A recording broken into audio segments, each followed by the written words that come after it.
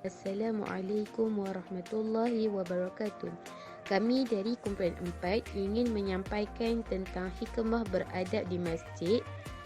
Pelajaran yang ke-28 di bawah tajuk Masjid Destinasiku. Hikmah beradab di dalam masjid.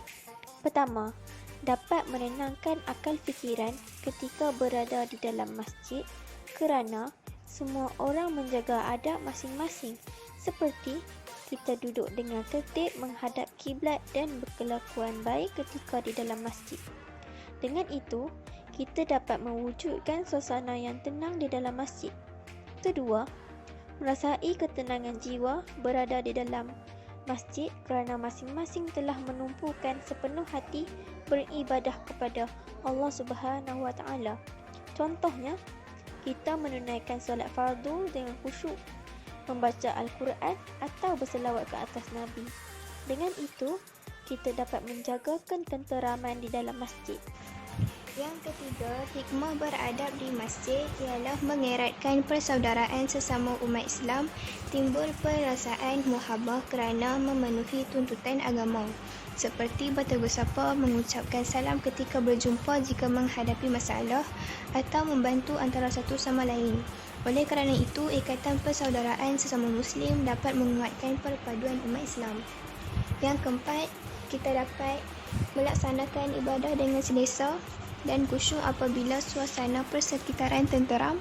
Jika semua orang beradab ketika berada di dalam masjid, kita dapat beribadah dengan khusyuk. Dalam menjalani kehidupan masyarakat, kita perlu memahami banyak perkara, antaranya menghormati antara satu sama lain atau memahami hak kebersamaan antara satu sama lain. Dengan itu, masing-masing saling menjaga, sudah pasti kita dapat menjalani ibadah dengan khusyuk. Oleh itu, kita tidak boleh mementingkan diri. Yang kelima, memperkasakan fungsi masjid yang lebih meluas. Masjid digunakan untuk kepentingan umat dan meningkatkan syiar Islam, seperti tempat umat Islam mengerjakan ibadah fardu dan sunat. Masjid juga penting sebagai pusat aktiviti kemasyarakatan. Masjid dijadikan tempat memberi dan menerima ilmu pengetahuan.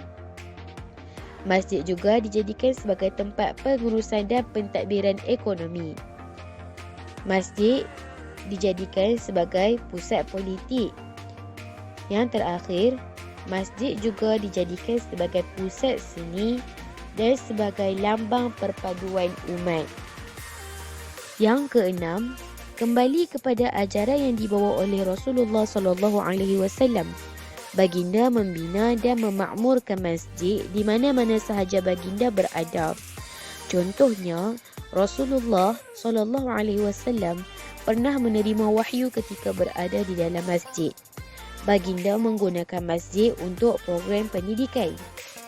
Contohnya, mendidik serta menyampaikan ilmu kepada umat Islam, memberi keizinan kepada umat Islam yang ingin menuntut ilmu tinggal di dalam masjid, serta orang yang baru memeluk Islam dibenarkan tinggal di masjid.